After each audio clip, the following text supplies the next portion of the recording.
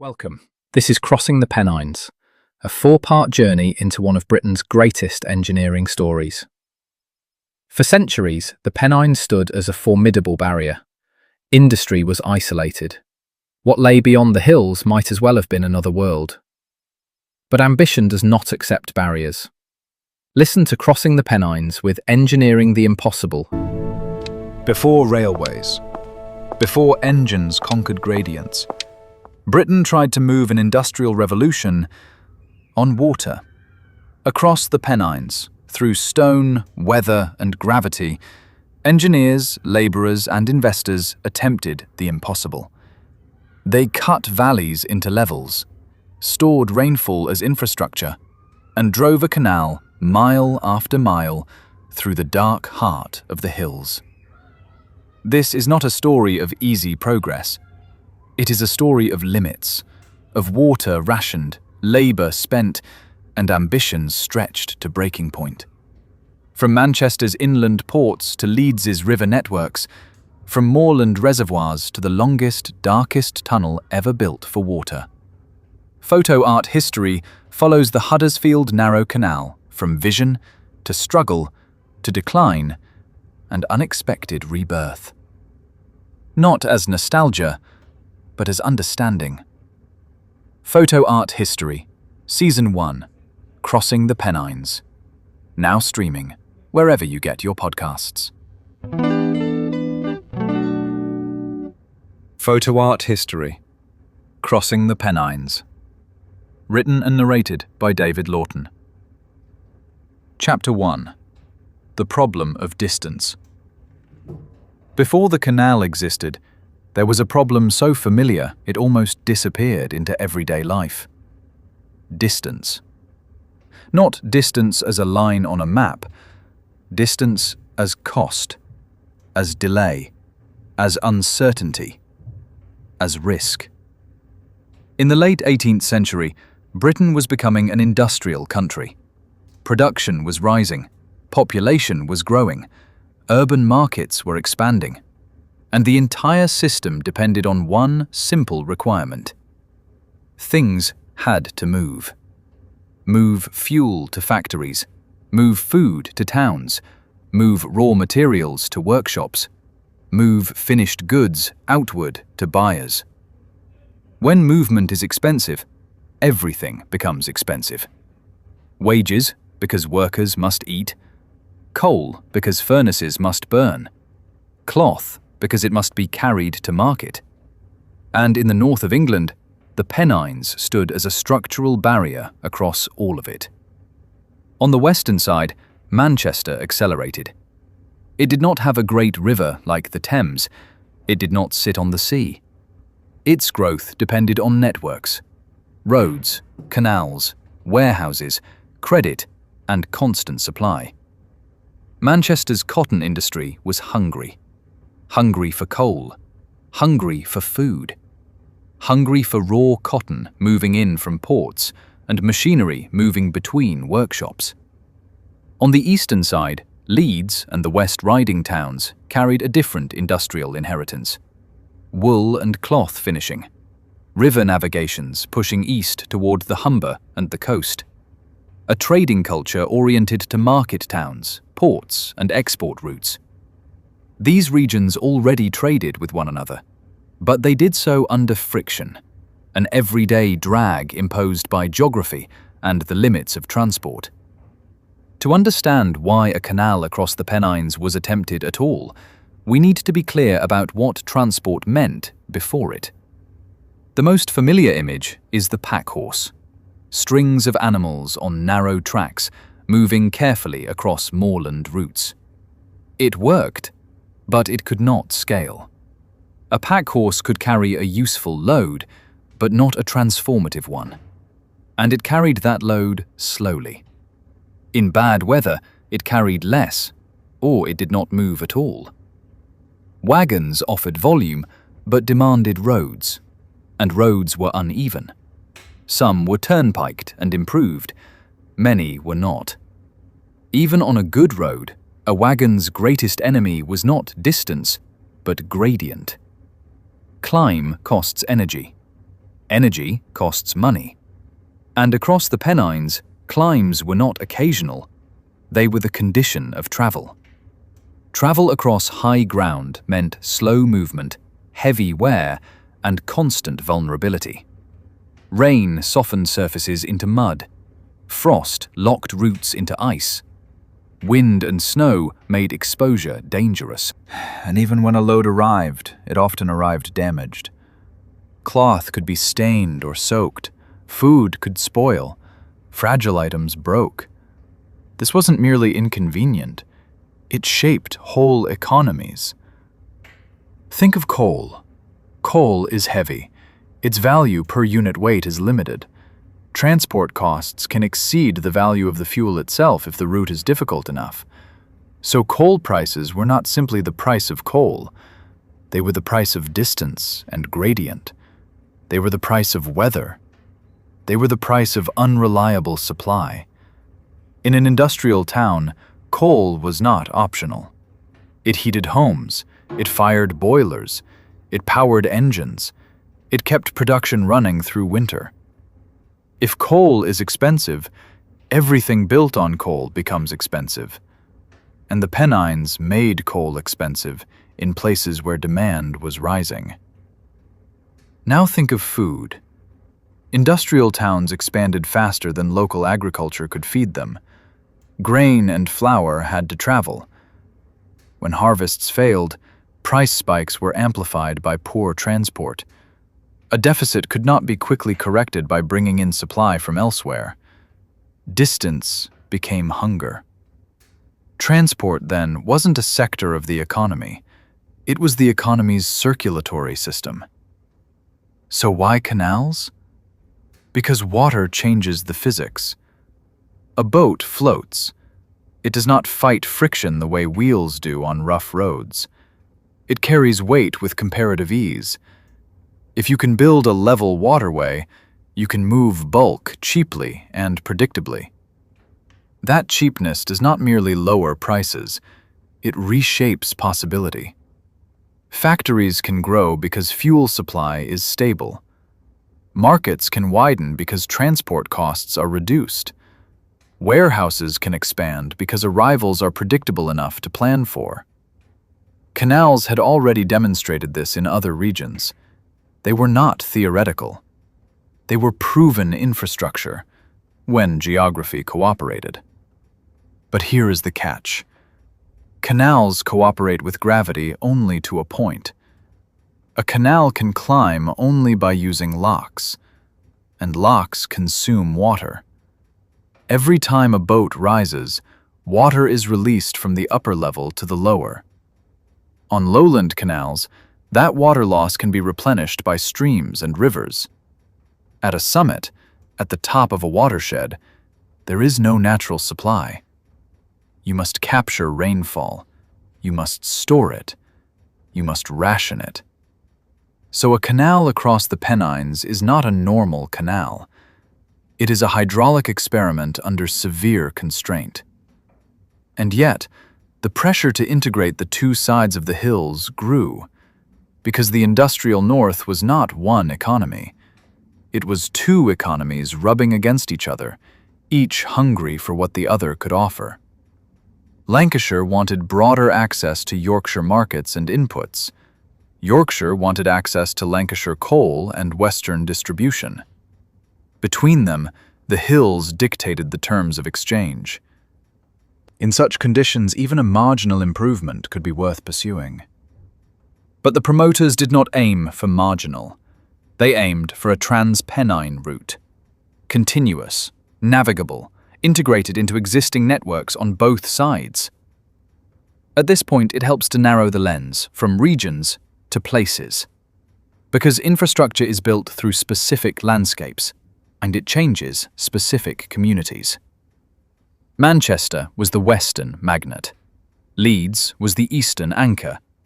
But between them sat a town whose importance was not obvious on a national map, yet decisive in practice. Huddersfield. Huddersfield was a manufacturing town in a valley economy. Mills and workshops clustered where streams offered power. Cloth passed through networks of finishing, dyeing, and trade, and like many such places, it lived within transport constraint. Huddersfield is where the canal's story becomes more than a crossing, because it becomes a hinge. A hinge is not a destination. It is a point of articulation, where systems meet and must be made to fit. The canal's promise was not just to connect two cities, it was to connect multiple systems of production and exchange through a geography that resisted connection. So, in Chapter 1, the problem of distance is not an opening flourish. It is the condition that forces the entire narrative forward. Distance shaped prices. Distance shaped labor. Distance shaped what could be built, what could be sold, and what could be sustained. To solve the problem, the canal's promoters would have to do something radical. They would have to redesign the landscape for movement. But first, they had to persuade a skeptical world that such a redesign was possible. They needed a national framework, Parliament. They needed money, capital. And they needed an engineering logic capable of turning water into an instrument of integration. In the next chapter, we step into that larger context. We enter Canal Britain, where water became infrastructure, and infrastructure became belief. You've been listening to PhotoART History. The next chapter continues the story. PhotoART History, Crossing the Pennines. Written and narrated by David Lawton. Chapter 2. Canal Britain and the Logic of Water. Canals were not built because they were picturesque. They were built because they made heavy things cheap. In an industrializing country, that difference was transformative. Not a convenience, a reordering of what could be produced, where it could be produced, and how far it could be sold. To grasp Canal Britain, we begin with physics. A wagon must fight friction every yard, and must fight gradient on every climb. But a boat floats. Its load is supported by water, not by a road surface grinding beneath iron and wood. That single fact changed the arithmetic of transport. Coal, stone, timber, grain, goods too heavy to move cheaply by road, suddenly became mobile at scale. And once heavy goods become mobile, industry can concentrate. Britain, of course, already had water routes. Rivers carried goods long before canals did. But rivers are not obedient. They flood, they run shallow, they freeze, they silt. They turn where the land tells them to turn, not where commerce wishes them to go. So Britain did what practical societies often do. It improved what it already had. Rivers became navigations. Weirs raised water levels. Locks bypassed shallows. Shortcuts, artificial cuts, replaced long meanders. Towpaths let horses provide consistent power, freeing boats from the mood of current and wind. But even improved rivers could not solve the problem that defined the canal age: control. A canal is control made physical. It is a planned waterway, engineered to be predictable. And a canal is not one continuous slope of water, like a river. It is a sequence of levels, pounds, each held flat by earthworks and masonry. Movement between these levels is made possible by the canal's signature machine, the lock. A lock is simple in concept, a chamber with gates at each end. Water is let in or out until the boat rises or falls to match the next level. But locks reveal the canal's deepest constraint. Every lock passage consumes water from the upper level. The water is not destroyed, it flows downward. Yet for the summit, where supply is limited, this is loss in the only way that matters. On lowland canals, this loss can often be replaced. Streams feed the line. Rivers supplement pounds. Rainfall and runoff enter the system gradually. But at a summit, at the top of a watershed, water runs away in both directions. There is no natural upstream feeding the highest level. So if you want a summit canal, you must do something ambitious and oddly modern. You must treat rainfall as infrastructure. You must gather it in reservoirs. You must hold it behind embankments. You must release it through sluices and feeders, and you must ration it, because each boat that climbs is, in effect, spending the summit's stored supply.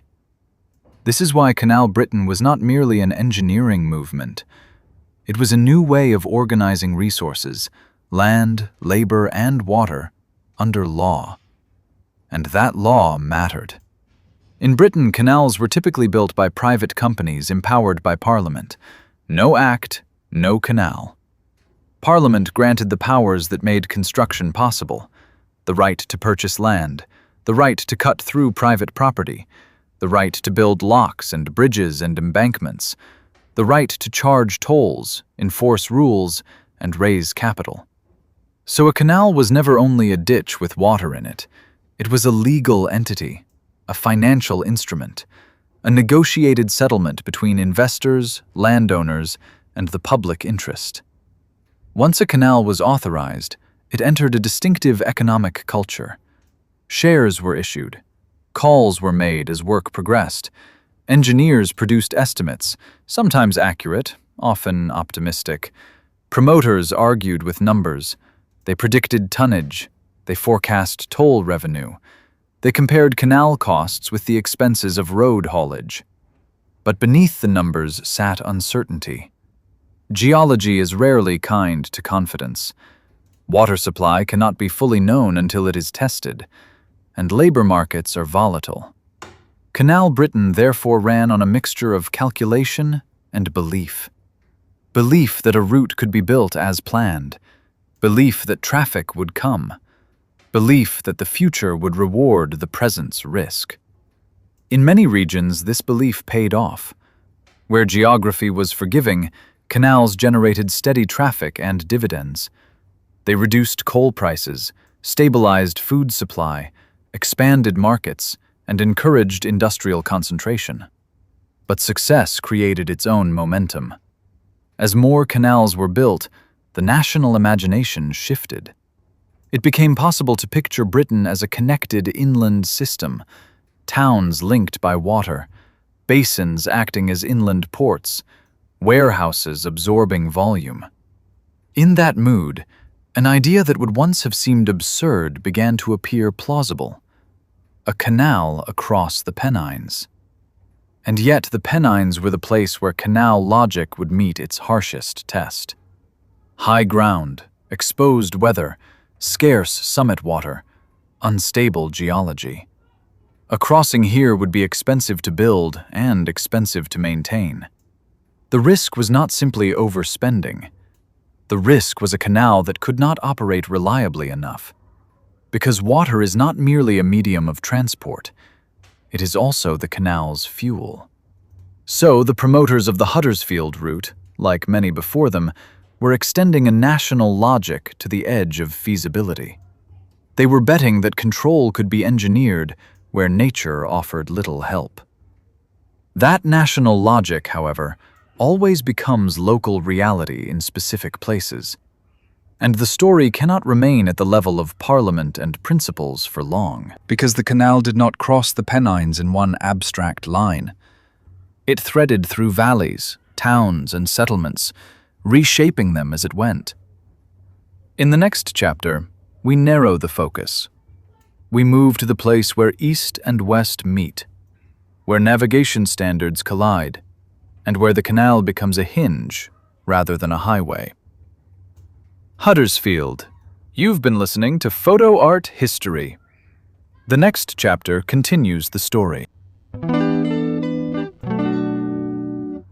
PhotoART History. Crossing the Pennines. Written and narrated by David Lawton. Chapter 3. Huddersfield, the hinge town.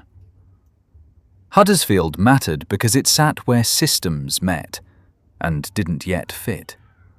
In the late 18th century, it was a manufacturing town shaped by a valley economy. Production was dispersed. Mills followed streams. Workshops clustered where water power could be taken, and where roads, however imperfect, could still be used. Huddersfield was not a metropolis. It was not a port. It was not an obvious centre on a national map. Yet it occupied a position that made it strategically decisive. To the west, Manchester accelerated. Its warehouses, merchants, and factories formed a dense system of exchange. It pulled in fuel and food, pushed out finished goods, and demanded reliable routes to every surrounding district. To the east, the West Riding towns looked toward the Humber. Leeds and its neighbours were shaped by river navigations and an older culture of eastern trade. They were connected, unevenly but meaningfully, to coastal routes and export markets. Between these worlds sat the Pennines, and just below their eastern slopes sat Huddersfield. The town's geography produced both opportunity and constraint.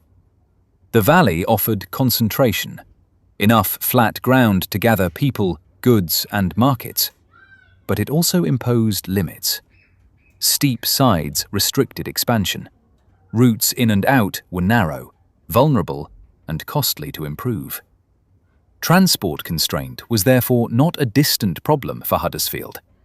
It was daily experience. Coal arrived with difficulty.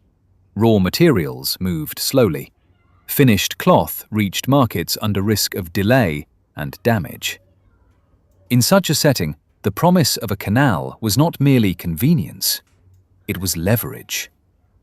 But Huddersfield's importance was not only about what it lacked, it was also about what it could become. A canal across the Pennines would not simply pass near the town, it would enter it. And in doing so, it would create a new kind of local economy, one based on exchange, storage, and decision-making as much as on production.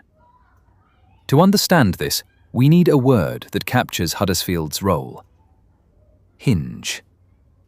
A hinge is not a destination. It is a point of articulation. It allows different parts of a system to move together.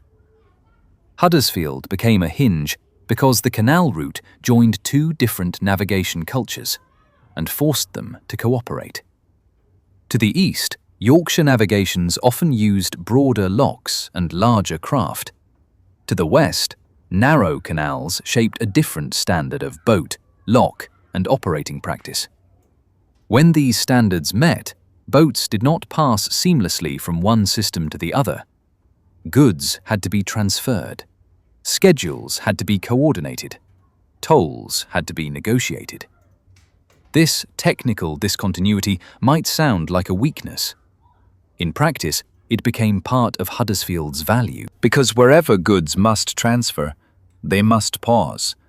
And wherever goods pause, a local economy grows around them. Transshipment created work.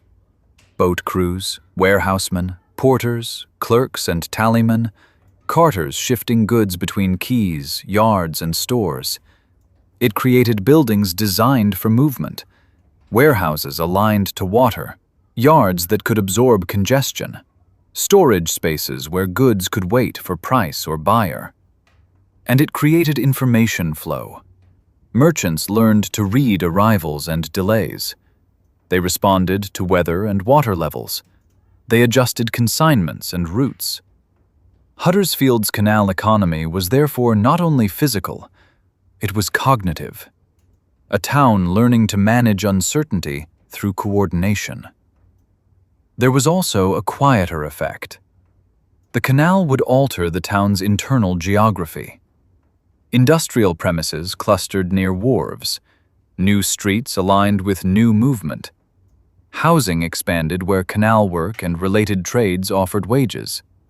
And because Huddersfield's valley setting constrained outward sprawl, growth concentrated.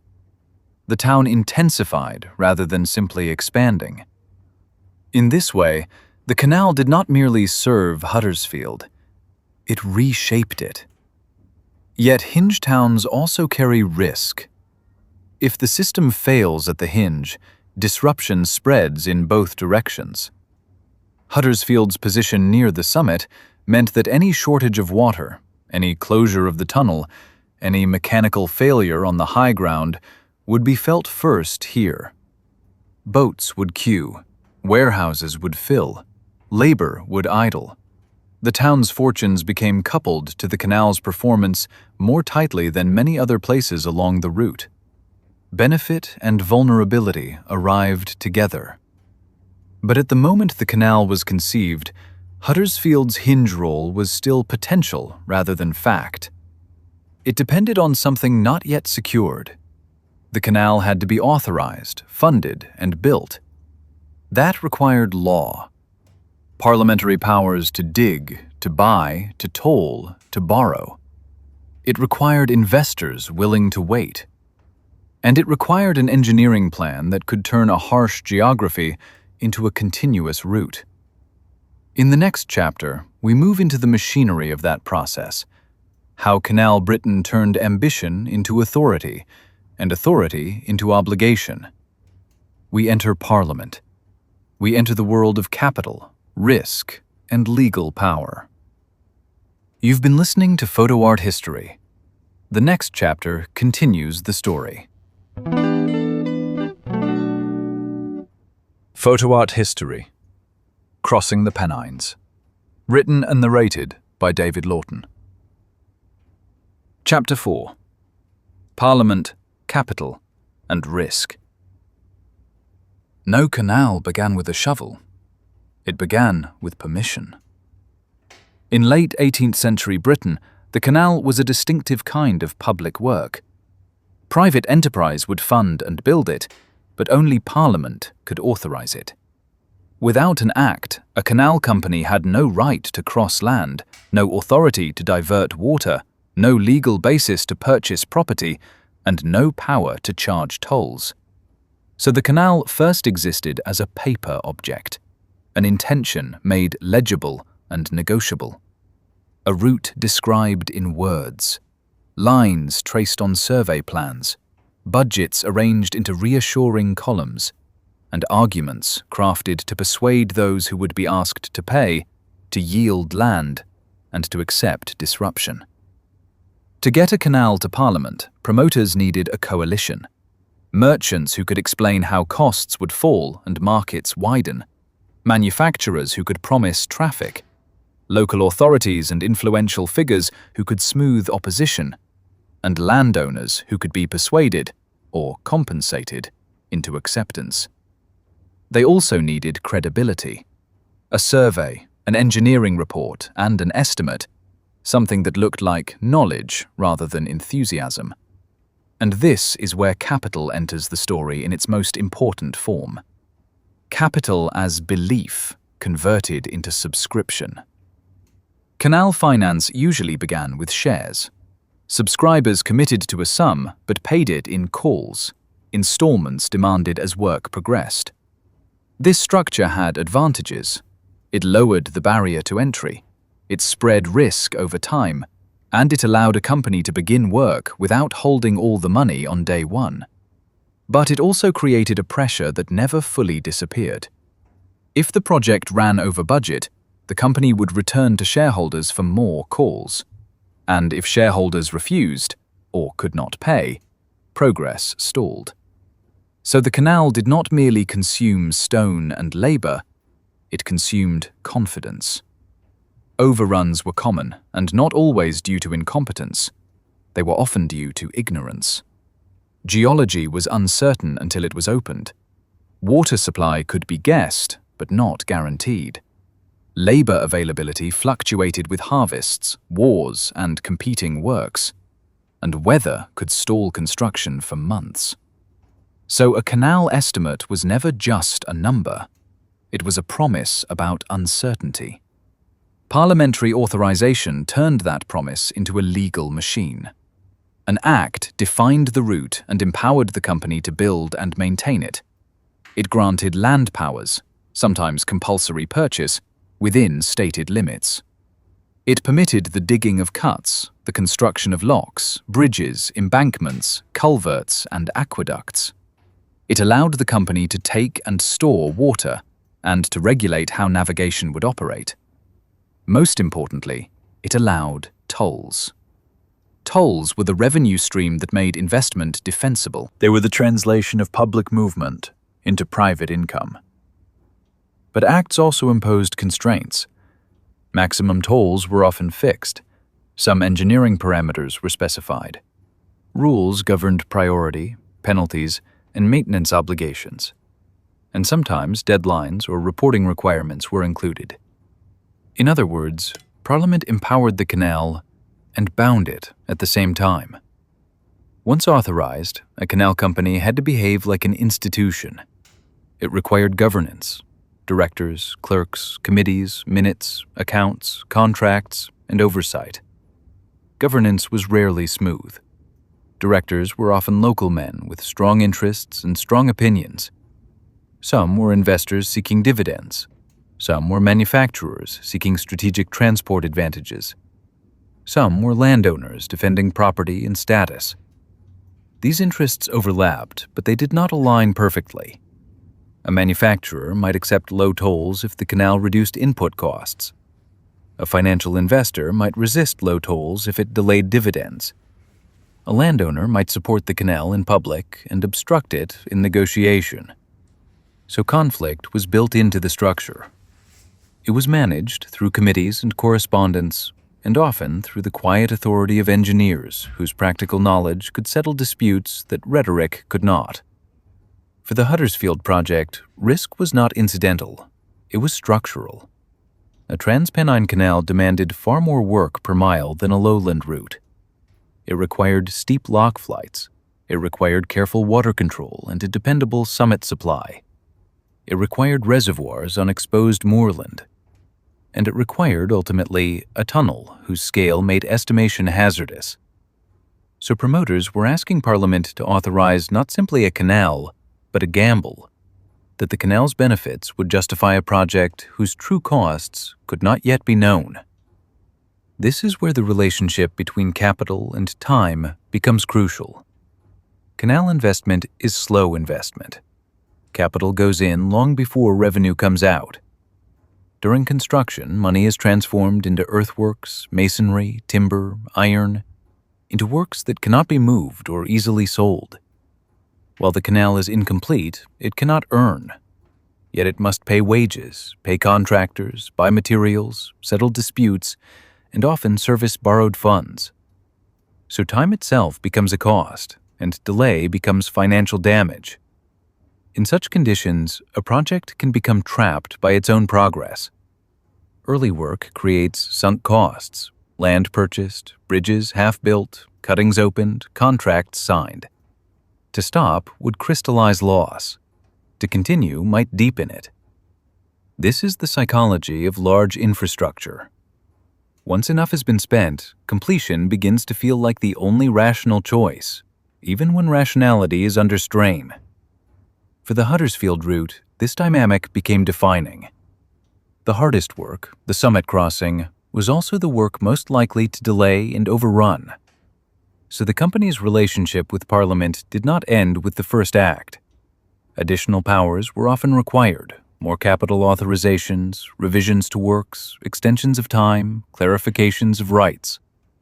Each return to Parliament carried a double meaning. It admitted difficulty, but it also reaffirmed necessity, because the company was still choosing continuation over abandonment. By the time the canal reached its most difficult engineering decisions, it had already become something more than a construction project. It was an institution, committed to a route, a debt, and a promise of integration across the hills. And to keep that promise, the canal would have to master two things that resist mastery: water at the summit, and stone through the Pennines. In the next chapter, we return to the route itself. We examine the specific case for a trans-Pennine crossing. Why this line? Why this town? Why this gamble? Because the canal did not grow from abstract national ambition alone. It grew from local needs and local arguments, and from the belief that the Pennines could be negotiated by design. You've been listening to PhotoART History. The next chapter continues the story. PhotoART History.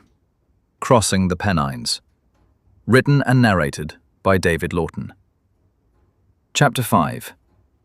Huddersfield and the case for a trans-Pennine route.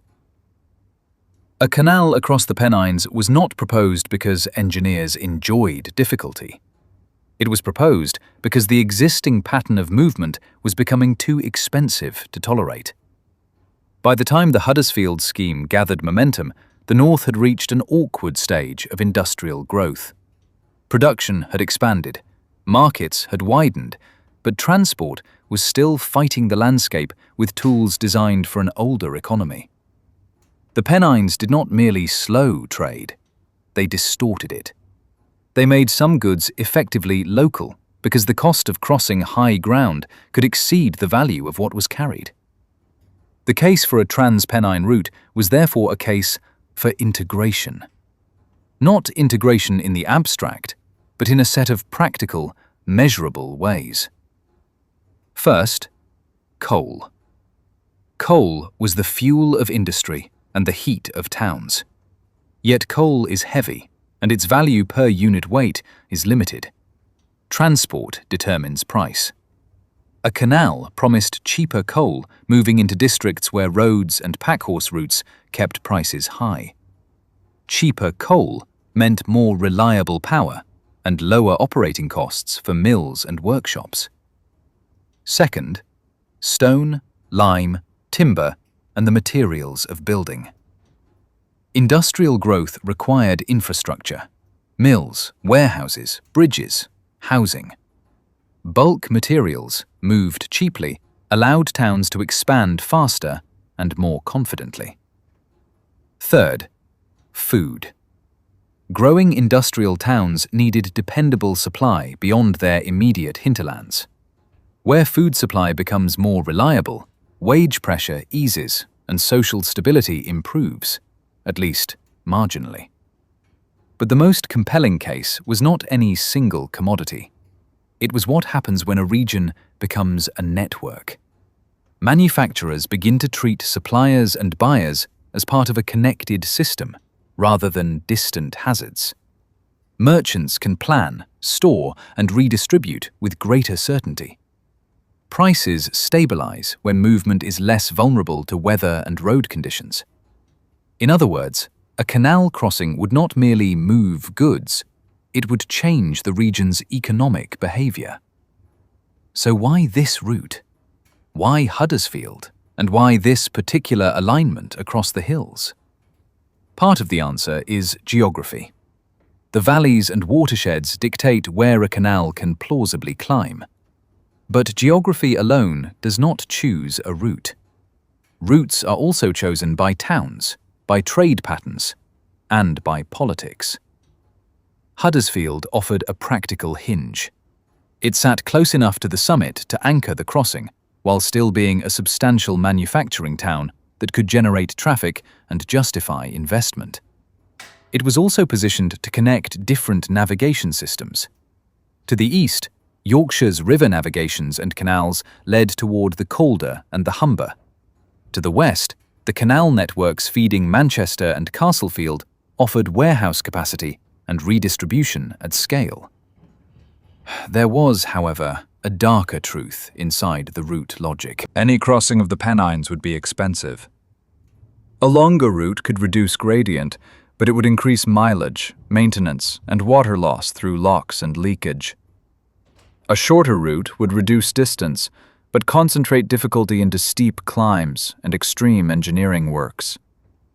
So the route was always a negotiation between two kinds of cost: the cost of building and the cost of operating. A canal that is cheaper to build but costly to operate will disappoint for decades.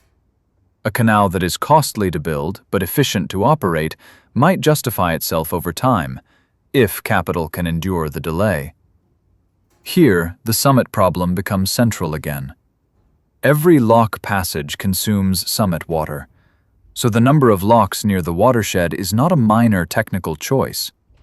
It is a decision about whether the canal can run in dry weather at all.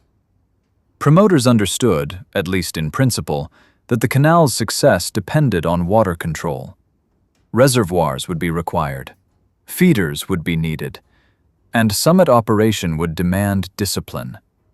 Yet even the best water system would not remove the basic fact of the Pennines.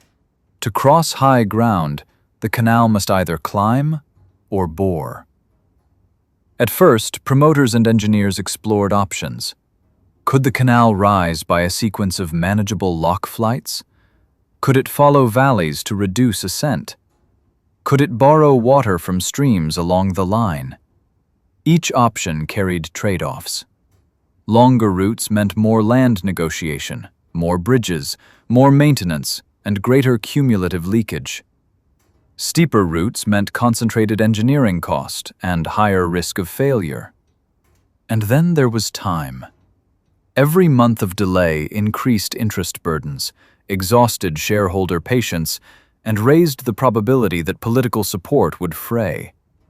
So the route logic was not solved in a laboratory. It was solved in meetings, under pressure, with competing interests trying to make an uncertain project feel inevitable. Huddersfield's role in that inevitability is crucial. As a hinge town, it helped transform the canal from a grand idea into a local necessity. Town interests could argue that the canal would reduce costs and expand markets. Manufacturers could insist that without better transport, growth would stall. Merchants could claim that integration across the Pennines would strengthen competitiveness against rival regions. These arguments were persuasive because they were plausible. They did not require utopian transformation. They required only that a water route could be made to work well enough, often enough, to matter. And that is the precise nature of the canal's ambition. Not perfection, not speed, but functional reliability under constraint. The canal's promoters were effectively saying, if we can make this crossing operate, even with limitations, the economic benefits will cascade outward across towns and industries on both sides. That belief carried the project forward. But belief alone could not build the summit. In the next chapter, we return to the machinery of decision and finance. Because as costs rose, the canal company's relationship with Parliament and capital deepened. Escalation became commitment, and the crossing began to demand a kind of persistence that would define the canal for years to come. You've been listening to PhotoART History. The next chapter continues the story. PhotoART History. Crossing the Pennines. Written and narrated by David Lawton. Chapter 6. Parliament Revisited. Escalation and Commitment. There is a moment in most large infrastructure projects when ambition turns into obligation. For the Huddersfield route, that moment arrived not in a cutting or a lock chamber, but in the financial logic of delay. The first act had created authority. It had legalized the route, empowered the company, and legitimized the raising of capital. But authorization is not completion. And once the early works began, the project entered its most dangerous phase, the phase where money is spent faster than certainty is gained. At first, progress can look reassuring. Land is purchased, contractors are hired, laborers arrive. The landscape begins to change. But early works are often the easiest works. They take place on lower ground where access is simpler, water is available, and masonry can be supplied without extraordinary effort. The true difficulty of a Pennine canal sits higher up, where gradients steepen, weather hardens, and every decision becomes expensive. As costs rose, the company faced a structural dilemma. To continue required more money. To stop meant admitting that earlier expenditure had produced little more than scars in the ground. This is where escalation becomes commitment. The canal company had already bought land and begun construction. It had created expectations in towns and among merchants. It had called capital from shareholders and created a moral pressure to show results. So the project could not simply be abandoned without reputational damage and financial loss. But it could also not continue indefinitely without renewed authorization. Returning to Parliament was therefore both an admission and a strategy. It was an admission that the original estimates were insufficient, or that the original authorizations were incomplete, but it was also a strategy to legitimize escalation. If Parliament granted new powers, more capital, more time, revised works, then the project could continue as a lawful enterprise rather than a drifting improvisation. In practice, companies asked Parliament for several kinds of relief: permission to raise additional share capital, permission to borrow more money, extensions of time to complete the works, and, where necessary, amendments to engineering details that could not be fully predicted at the start. Behind these legal requests sat a financial reality. Canals did not merely cost money to build, they cost money to delay.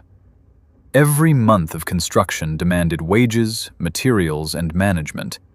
And if the company borrowed funds, as many did, interest accrued in the background like a second workforce, invisible but relentless.